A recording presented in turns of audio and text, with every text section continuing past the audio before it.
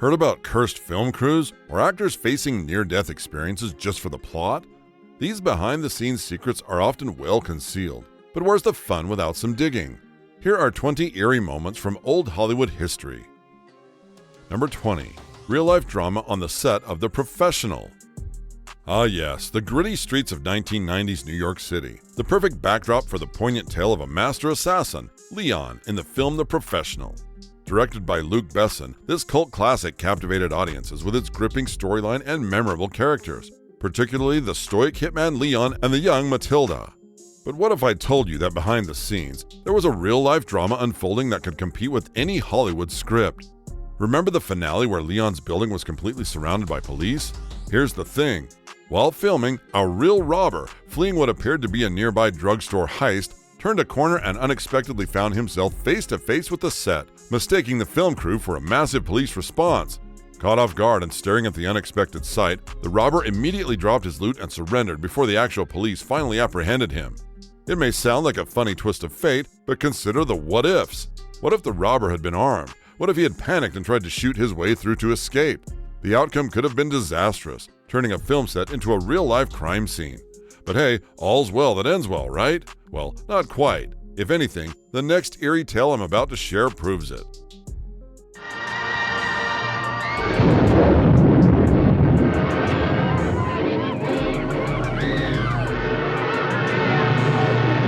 Number 19. The fiery ordeal of Margaret Hamilton.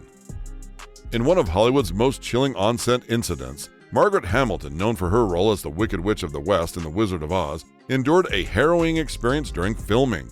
This particular moment, when Margaret, playing the witch, vanished in a flash of smoke. What was supposed to be a routine special effect went horribly wrong. The effect crew ignited the fire prematurely, engulfing Hamilton's broom and hat before she could safely exit the stage. The flames seared her face and hands, leaving her with severe burns. Her chin, nose bridge, right cheek, and forehead were scorched, while her eyelashes and eyebrows on one eye were signed off. Not to sound scary or anything, but her hands suffered such extensive burns that even her skin was visibly damaged. The totality was terrifying. She was so down that a friend had to pick her up from the studio. But like all that wasn't already bad enough, the studio called her back the very next day to inquire about her immediate return to work. Fortunately, her health made it unfeasible. It took her 6 weeks to recuperate, during which she still had to wear green gloves due to her exposed nerves. I wonder if she filed charges against the studio. Despite the immense pain and suffering, Hamilton chose not to pursue legal action. At the time, actors had zero protection.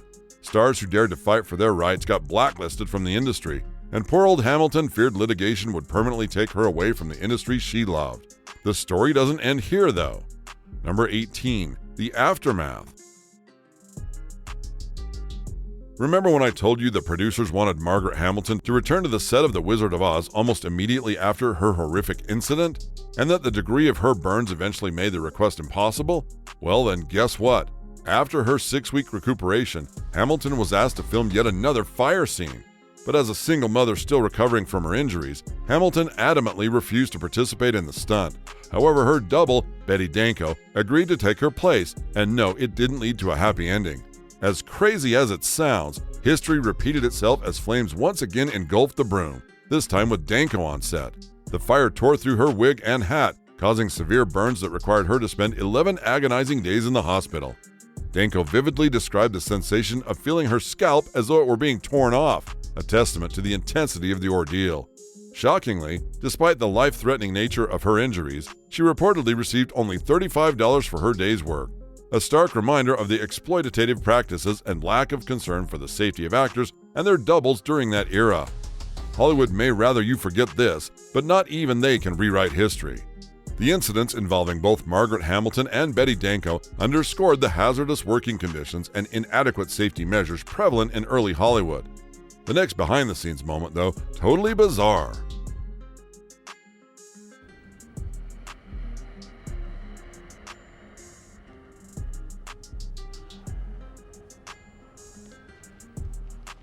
Number 17. Candyman's bees were all real. I don't know about you, but it's safe to say that Tony Todd's portrayal of the titular character in 1992's Candyman not only launched his career as a horror icon, but also set a new standard for supernatural horror films. The movie, based on Clive Barker's short story The Forbidden, combined an uncommonly high-quality slasher genre with a socially conscious premise, exploring themes of race, urban legends, and the haunting repercussions of historical violence. Todd's exhilarating performance as the menacing and tragic figure of Candyman was both understated and intense, earning him widespread praise and recognition within the horror community. This role catapulted him into further horror projects, including 2 sequels to Candyman and all 5 films in the Final Destination franchise, solidifying his status as a mainstay in the genre. However, don't even think for a minute that his journey to the horror world of fame was without its challenges and sacrifices. Remember this eerie scene where bees were wrapped around him and flying all over?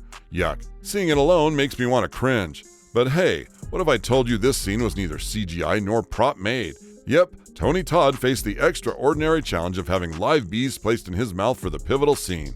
To mitigate the risk of swallowing the bees, Todd had to wear a mouth guard, ensuring none would inadvertently enter his throat. Remarkably, Todd negotiated a unique contract stipulation. He would receive a $1,000 bonus for each bee sting he endured during filming. By the time production wrapped, Todd had been stung a total of 23 times, underscoring his commitment to the role and the physical toll it took.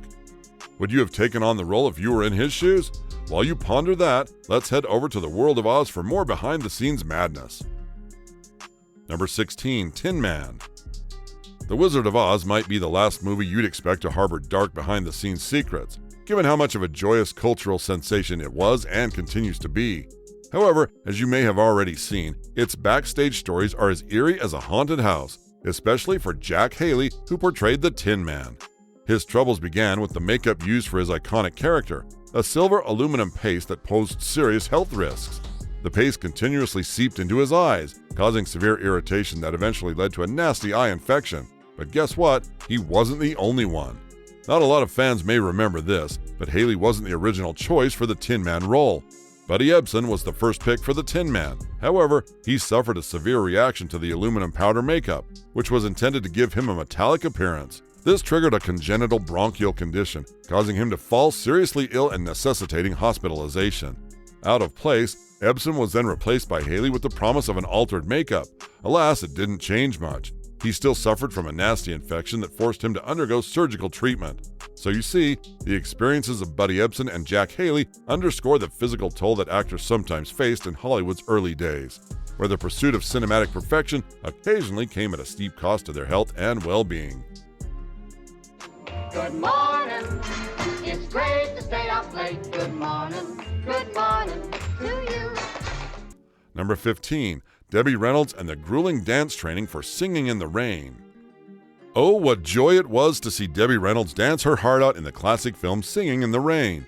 At the time, no one could get enough of it. It was a favorite for many, but behind the scenes, Reynolds faced immense challenges.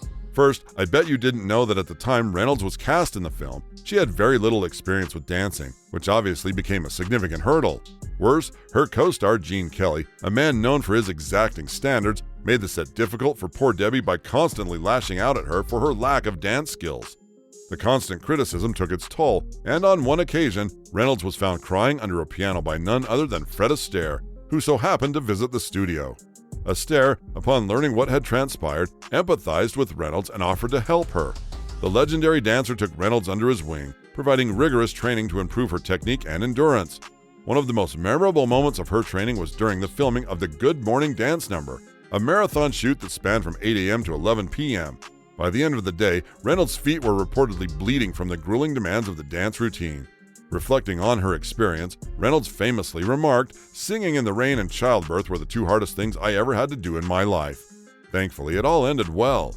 Despite the challenges and Kelly's admitted unkindness towards her, Reynolds persevered and delivered a memorable performance that has since become iconic in the history of cinema. Surprisingly, however, Kelly later admitted that he had been unkind to her and expressed surprise that she was willing to speak to him afterwards.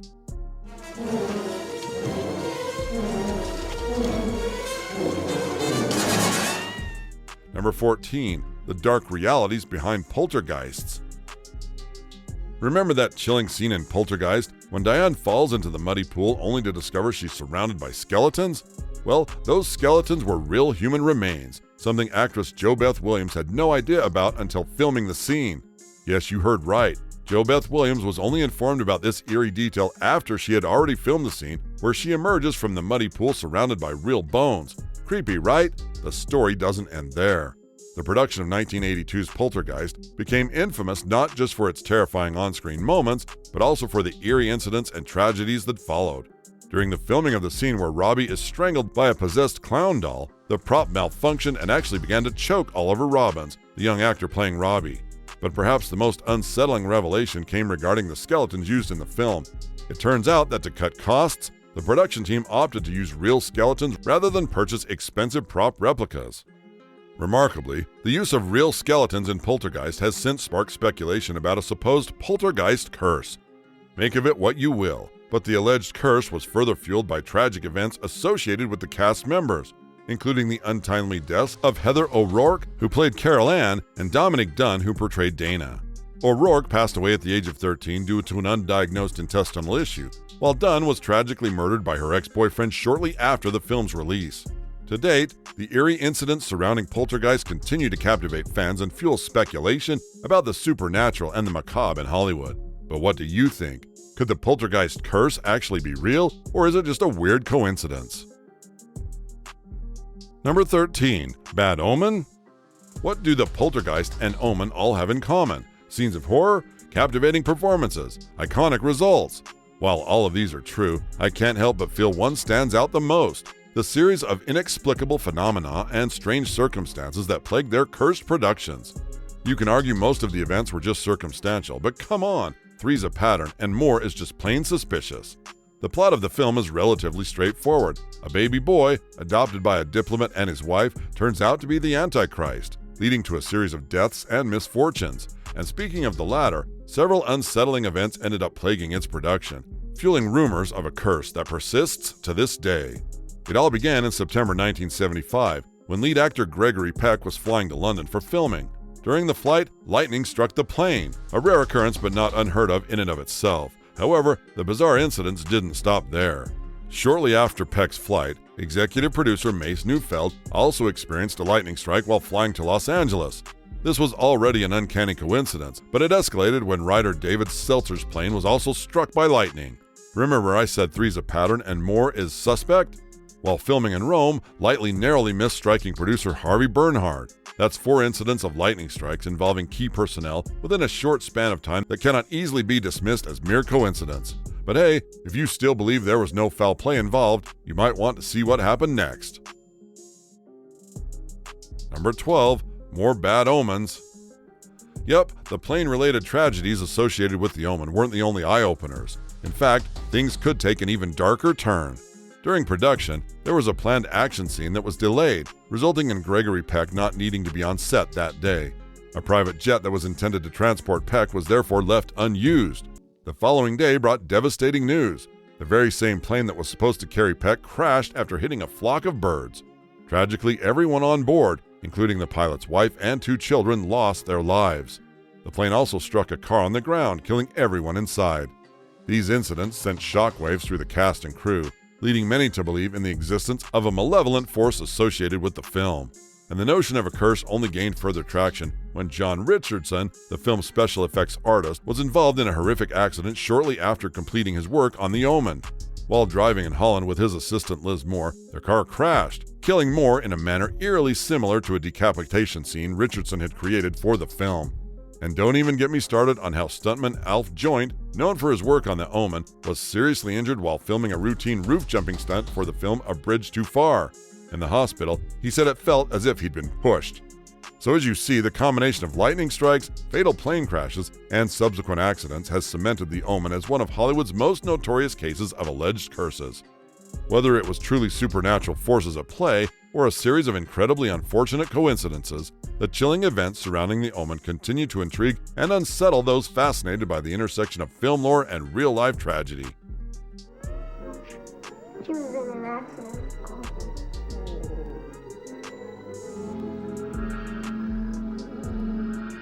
Number 11. The Twilight Tragedy. The Twilight Zone, the movie, released in 1983, was born with a lot of promise. Aiming to bring the iconic anthology series to the big screen, with segments directed by prominent filmmakers like Spielberg himself, everyone expected a monumental masterpiece, especially with eerie scenes like this. However, the film's legacy was forever marked by a tragic accident that occurred during filming. In one segment directed by John Landis, actor Vic Moreau, alongside actors Micah Din Lee and Renee Shin-Yi Chen, lost their lives in a horrific accident involving a helicopter on set. The scene called for Moreau's character to rescue 2 Vietnamese children during the Vietnam War, portrayed by Lee and Chen. Tragically, during filming, a low-flying helicopter lost control, crashing into Moreau and the children, killing them instantly. The circumstances surrounding the accident were compounded by serious legal violations. Both child actors were hired illegally, circumventing California labor laws designed to protect minors in the entertainment industry. These laws restrict working hours, limit proximity to hazardous conditions like explosions, and mandate the presence of on-site supervision and education. As a direct result, the Motion Picture and Entertainment Unit was established within CAL FIRE's Office of the State Fire Marshal. This unit now plays a crucial role in enforcing fire safety standards and regulations within the entertainment industry, aiming to prevent similar tragedies from occurring in the future. But while that's definitely welcoming, it still hurts that in spite of its initial aspirations, The Twilight Zone, the movie, will forever be remembered not for its cinematic achievements, but for the devastating loss of life that occurred during its production, a stark reminder of the risks and responsibilities involved in filmmaking. Number 10. Multiple actors drowned during the filming of Noah's Ark. In 1928, Noah's Ark marked a significant transition in cinematic history, bridging the era from silent movies to talkies with its ambitious production and innovative use of special effects. Directed by Michael Curtiz, who would later gain fame for films like Casablanca, the film aimed to depict the biblical flood with unprecedented realism. Of course, the movie's cinematic scene was particularly ambitious. To make it as realistic as possible, crews flooded the set with a staggering 600,000 gallons of water. But while this decision was originally intended to enhance the film's authenticity, it sadly led to a tragic disaster. 3 background actors lost their lives in the tumultuous waters, and numerous others sustained serious injuries. Among the injured was the film's female lead, Dolores Costello, who contracted severe pneumonia due to prolonged exposure to the cold water.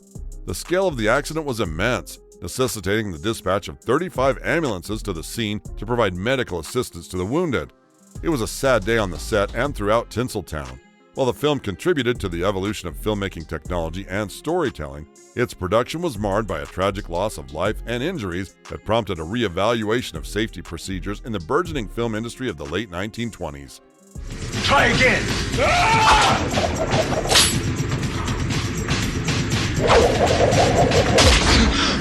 Victims. Number 9. Brandon Lee was killed by an accidental gunshot on the set of The Crow. Admit it, Brandon Lee's tragic death on the set of The Crow remains one of Hollywood's most haunting incidents, forever linking the film to a sense of loss and what could have been.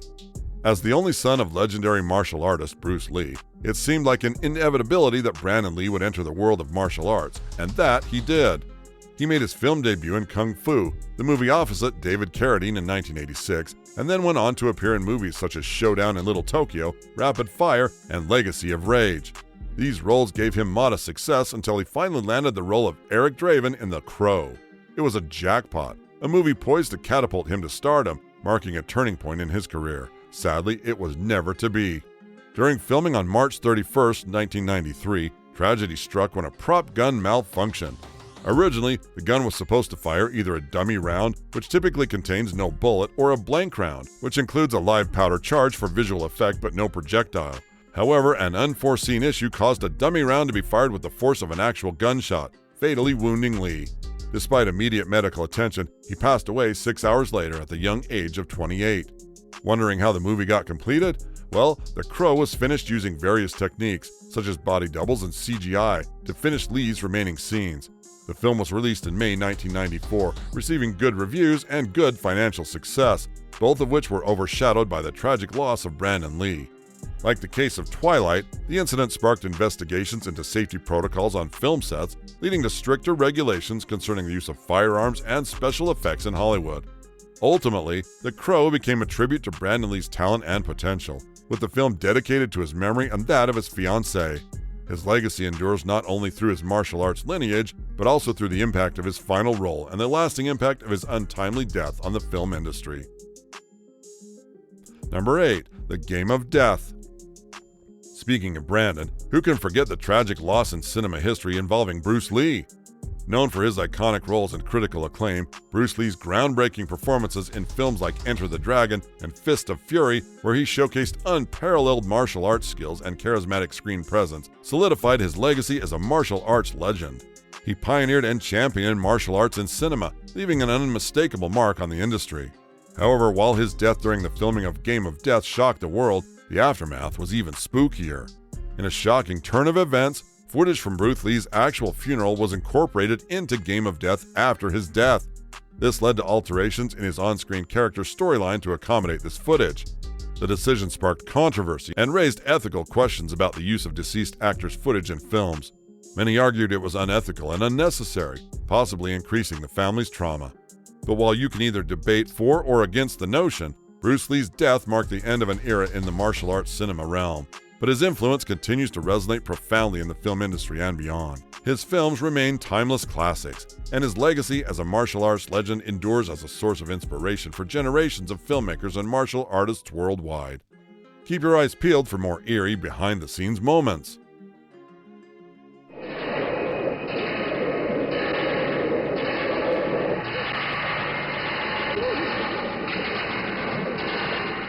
Number 7. Shark Attack.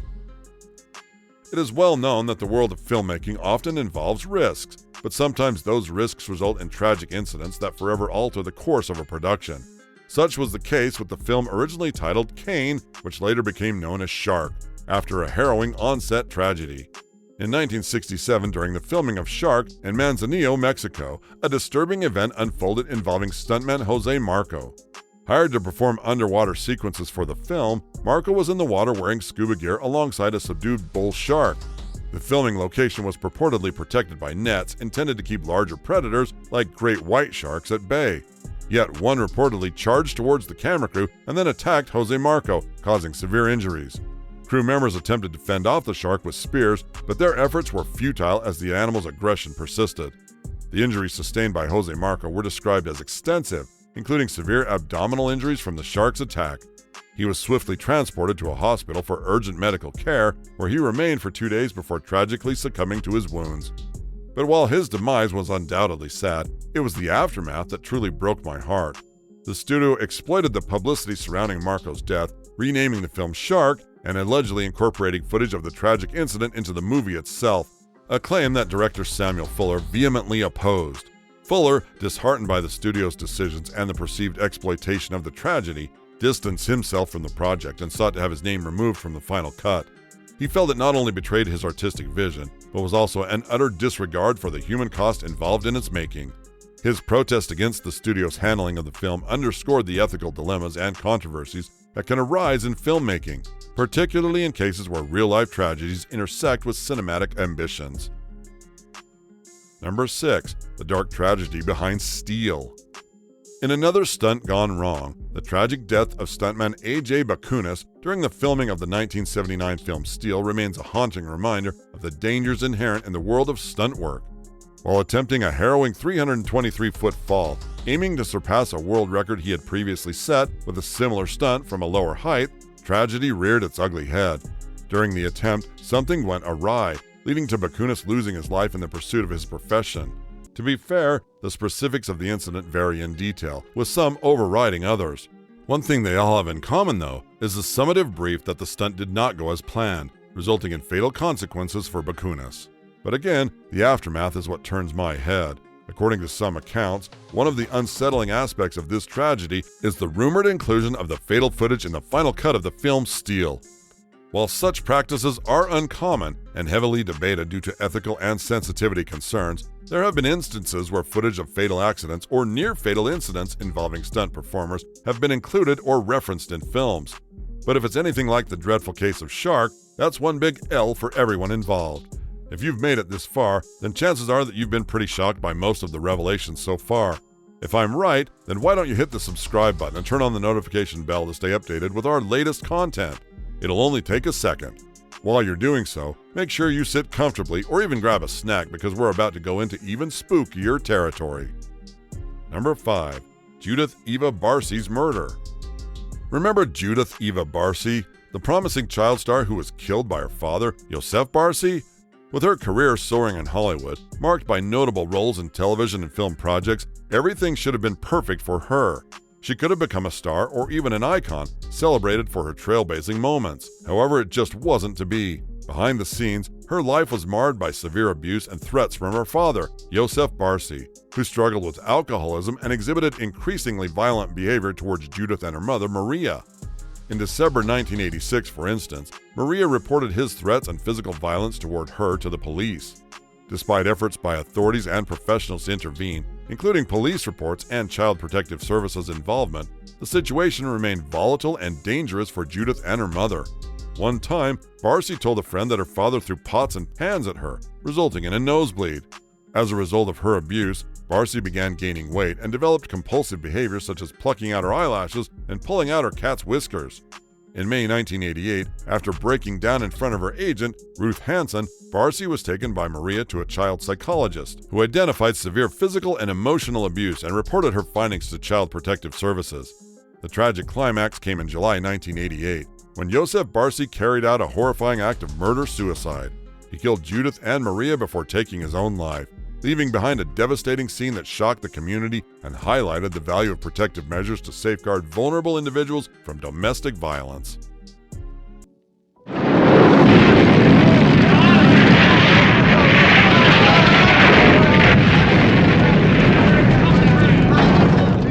Number 4. Tora, Tora, Tora. There's a big reason why Tora, Tora, Tora stands out as a remarkable historical drama depicting the events of Pearl Harbor. Apart from telling the story from both sides of the coin, it was hailed particularly for its commitment to authenticity without relying on CGI. Yes, the film, released in 1970, aimed to faithfully recreate the infamous attack using practical effects and real aircraft, which lent a sense of realism rarely seen in war films of its time. One of its most iconic scenes involved a Pearl Harbor sequence where people are seen running from an exploding plane. Interestingly, this dramatic moment wasn't scripted, it happened spontaneously during filming. Stunt people caught in the unexpected explosion were genuinely fleeing for their safety, adding unintended but chilling realism to the scene. Funny enough, despite a heavy dedication to historical accuracy and visceral action scenes, Tora, Tora, Tora received mixed reviews upon release. On Rotten Tomatoes, the film holds a 55% rating, with a consensus that praises its meticulous attention to detail but criticizes its clinical approach to storytelling, suggesting a lack of emotional depth. Similarly, on Metacritic, it holds a score of 46%, indicating mixed or average reviews from critics. However, despite the initial negative reviews, the film has since garnered respect for its historical accuracy and remains a notable entry in the genre of war films. Its legacy lies in its groundbreaking use of practical effects and real aircraft, setting a standard for cinematic portrayals of historical events. The only perceived flaw worth mentioning, in case you haven't seen it yet, is its slow-paced narrative and general lack of emotional engagement with the characters. Number 3. The Silver Thriller. Ladies and gentlemen, when it comes to harrowing behind-the-scenes events that turned wrong, only a few can hold a candle to this one. During the filming of the thriller, Silver, the producers intended to conclude with a dramatic helicopter flight into the mouth of a volcano, a scene that was meant to be captured during a flyover of an actual active volcano in Hawaii. Alas, the planned aerial sequence quickly turned into a life-threatening ordeal for 3 crew members. As the helicopter approached the volcano for the planned flyover, the unexpected happened. The volcano erupted. This sudden eruption caused chaos in the air, leading to a crash that could have been fatal. The helicopter carrying the film crew hit the lip of the volcano's molten crater and split in half upon impact. The news of the crash spread quickly, prompting a massive rescue effort. David Hosking, one of the crew members, was found relatively quickly as he stayed with the wreckage of the helicopter, which had been sheared in half. However, the situation was dire for the other 2 crew members, Craig Hosking and Michael Duddy, who had attempted to climb out of the crater amidst smoke and sulfur but were soon lost in the hazardous conditions. For Sherry Lansing, who had recently taken over as Paramount's head, the incident marked the beginning of a frantic 48-hour period. The rescue operation was launched with another helicopter sent to scour the area, especially since the volcano was still emitting smoke and sulfur. Fortunately, after an intense search, Benson and Duddy were spotted clinging to a net that had been lowered into the crater by the rescue team. They had endured a terrifying ordeal, trapped near the volatile lava flows with little hope of escape. Their survival was nothing short of miraculous. considering the extreme conditions and their initial fears of their fate. The next behind-the-scenes event, though, totally maniacal. Okay, you're gonna feel some pressure here. Now, don't move.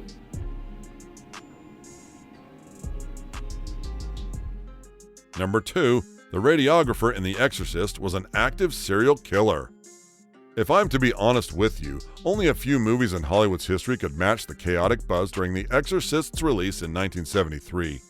Pretty much as soon as it hit cinemas, there were reports of viewers fainting, vomiting, and even suffering heart attacks while watching screenings of the movie.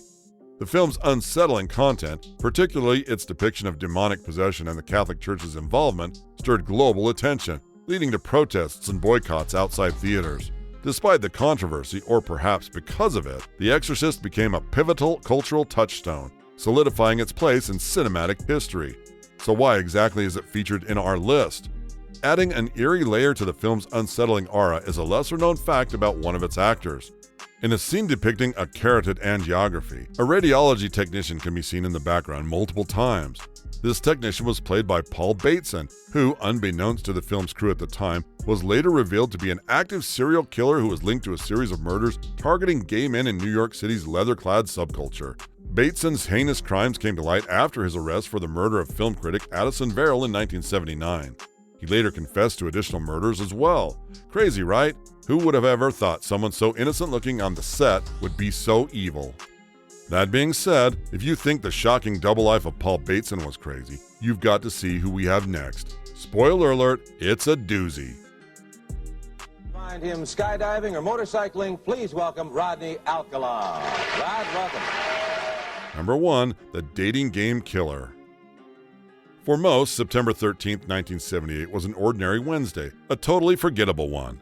But for Cheryl Bradshaw, the stunning bachelorette on the TV matchmaking show The Dating Game, it was a day she had dreamed of. From a lineup of eligible bachelors, she made her choice, Rodney Alcala, as bachelor number 1. Little did she know she was dancing with the devil.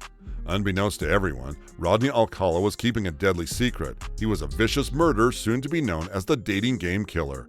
If it weren't for Bradshaw's strong intuition, she might have been remembered today as one of Rodney Alcala's victims. After the show ended, the duo were having a heart-to-heart conversation backstage. He proposed a date that promised to be unforgettable, but Bradshaw, sensing that something wasn't quite right about her potential suitor, turned down the offer. If the popular dating show had conducted background checks on their bachelors, they would have found that Rodney Alcala had already spent 3 years in prison for beating and raping an 8-year-old girl and was on the FBI's 10 most wanted fugitives list.